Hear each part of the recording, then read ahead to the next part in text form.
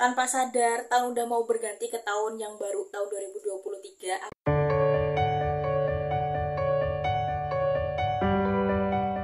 Hai teman-teman, balik lagi sama aku Vaninda di sini. Di video kali ini aku bakal warm up yang udah aku baca di bulan Desember, sekaligus ngumumin ready goals aku buat tahun depan dan sharing sedikit nih tentang buku favorit aku dan kenapa sih tahun ini tuh jadi tahun yang membuatku sedikit kecewa akan buku-buku. Aku bakalan bahas bukunya random aja karena aku jujur nggak inget buku mana yang aku kasih rating rendah dan mana yang aku kasih rating tinggi. Totalnya aku ada baca 4 buku, 3 buku fisik dan 1 ebook. Buku yang pertama ada ebook dari Gramedia Digital yang judulnya adalah Ganjil Genap karya Kak Almira Basari. Jujur aku suka banget sama risetnya Kak Almira Basari, tapi entah kenapa saat aku baca Ganjil Genap aku tuh merasa lost connection sama buku ini. Ya walaupun nasib si karakter utamanya dalam buku ini tuh bisa dibilang dekat, dimana dia tuh udah usia 30 tahun dan belum menikah. Terus dia juga baru aja diputusin pacarnya.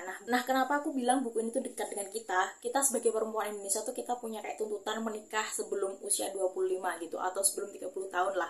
Kalau kita menikah sebelum itu, maksudnya lebih dari usia itu, kita tuh pasti dianggap nenek-nenek yang nggak laku gitu. Pemeran utamanya dalam buku ini terlalu ngoyo untuk mencari penggantinya. Ya aku paham sih kenapa dia seperti itu. Tapi entah kenapa aku kurang suka aja gitu. Terus narasi-narasinya aku entah kenapa juga kurang suka. Tapi so far sih bukunya bagus. Dan kemarin aku lihat Instagramnya si penulis buku ini tuh bakalan difilmin.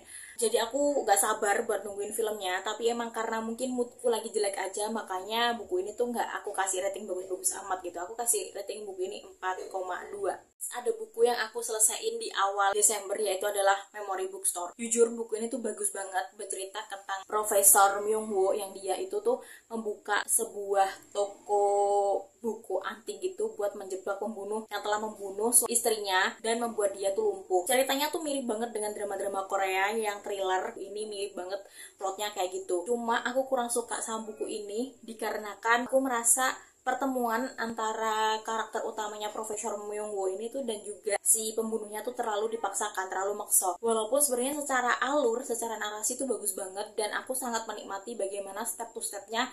Dan kalau kalian baca buku ini, ciri khas drama Korea, jadi aku tuh merasa endingnya tuh juga ending-ending yang agak maksa gitu loh. Sebenarnya tuh bisa diperhalus dengan hal lain, tapi kenapa harus dipaksa seperti itu? Dan kalau tidak salah, buku ini tuh aku kasih rating sekitaran 3,8 atau 4 gitu. Aku agak-agak lupa. Ada Pasta Kacang Merah. Buku ini tuh berkisah tentang sebuah kedai dorayaki gitu dan juga seorang perempuan bernama Tokue yang dia tuh kayak pengen kerja di situ, dan perlahan-lahan si Tokue ini ternyata punya kisah yang sedikit memilukan di baliknya. Sebenarnya buku ini tuh tipe buku-buku yang bakalan aku baca waktu aku suntuk, alias buku heartwarming aku atau comfort zone aku. Tapi entah kenapa aku juga kurang suka sama buku ini. Itu pemeran utamanya di dalam buku ini, si Shotaro, adalah seorang kriminal. Nah kenapa aku kecewa? Karena dari sinopsis dan isi bukunya tuh agak jauh berbeda gitu loh. Kalau dilihat dari sinopsisnya, buku ini tuh bakalan agak-agak sedih dan gelap gitu. Tapi ternyata setelah baca bukunya nggak segelap itu, bahkan ini tuh lebih ke arah yang terang dan gimana sih cara kita tuh menghormati orang lain gitu, terlepas dari status dan juga dia itu sebenarnya dulunya apa gitu. Sebenarnya di pertengahan akhir itu buku ini tuh seru banget dan aku sempat selesaiin dalam waktu yang sangat cepat gitu, apalagi waktu si Tokue ini tuh kayak menjelang detik-detik terakhirnya dan dia tuh surat-suratan, dia itu kayak menganggap si Shotaro ini anaknya dan lain sebagainya. Di situ vibe sedihnya terasa banget dan buku ini aku kasih rating 4,5.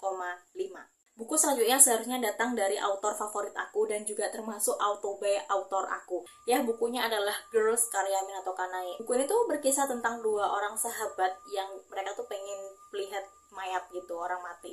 Kayak randomly pengen aja gitu. Dan yang kurang aku suka dari buku ini adalah aku nggak bisa bedain narasi antara si Yuki dan juga si Ako. Karena jujur pusing banget cuy, kayak gak dibedain gitu. Ini sebenarnya lagi cerita siapa sih, si Yuki atau si Ako gitu. Yang bikin bingung lagi, mereka tuh teman tapi kayak nggak teman, kayak daripada gabut nggak ada yang gue ngajak ngomong, ya udah aku sama lu aja gitu. Randomly-nya juga karakter di buku ini tuh aneh banget gitu loh. Kayak ada satu scene dimana salah satu karakternya dari buku ini, aku lupa si Yuki atau si Ako apa namanya, kayak part time, bukan part time sih, kayak kerja sukarela gitu di panti jompo kan. Dan di situ ada om-om, terus waktu dia deket sama om-om tuh dia tiba-tiba meluk si om tuh, kayak ini orang kok aneh banget ya. Terus si satunya lagi yang kerja yang jadi volunteer di rumah sakit, terus dia tuh kayak berharap melihat anak-anak mati itu kayak gimana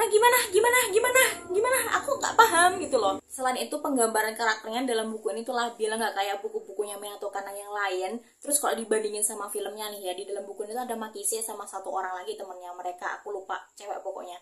Nah di filmnya tuh kayak setiap karakternya tuh di develop dengan baik gitu loh. Makise tuh punya peran ini di kehidupannya Yuki atau aku lupa, pokoknya pacarnya salah satu di antara mereka. Terus si satunya ini tuh punya peran penting di salah satu di antara mereka gitu. Develop, tapi di sini tuh mereka kayak angin lewat aja gitu. Terus ini aku kasih rating cuma 3 bintang aja. Dan tahun ini aku berhasil baca 50 buku dan 2 bulan terakhir aku tuh ngebut karena emang kayak reading goals aku di Goodreads tuh kayaknya gak bakalan kekejar kalau aku nggak ngebut. Jadi alhasil aku baca buku tipis-tipis yang berakhir menurutku agak kecewa gitu, karena mungkin aku emang lagi good mood tapi aku paksain gitu buat baca buku. Di antara 50 buku yang aku bacain itu aku cuma ada 3 buku favorit. Itu ada Galan karyanya Victoria Schwab, lalu ada The Ballad Never After, dan juga ada Once Upon a Broken Heart. Jadi 3 buku ini aja dan semuanya adalah fantasi. Kenapa aku suka sama 3 buku ini? Galan itu menyuguhkan dunia yang sangat berbeda. The Ballad Never After dan juga Once Upon a Broken Heart ini adalah buku yang fantasi fairy tale-nya tuh sangat bagus banget, dan di situ buat aku kayak terbang ke dunianya mereka. Untuk tahun depan kayaknya tuh aku bakalan ngeset reading goals aku dikit aja di 15. Walaupun sebelumnya prinsip aku tuh kalau aku berhasil menyelesaikan reading goals aku tahun ini aku bakalan tambahin 5 gitu. Tapi kali ini enggak, aku bakalan turunin jauh banget ke 15 karena aku nggak yakin bakalan selesai. Kalau kalian pengen tahu buku apa aja yang udah aku baca di tahun ini, kalian bisa langsung mampir aja ke Goodreads aku. Aku bakalan kasih linknya di kolom deskripsi di bawah. Ya udah, kita ketemu di video-video yang lainnya ya guys. Bye bye.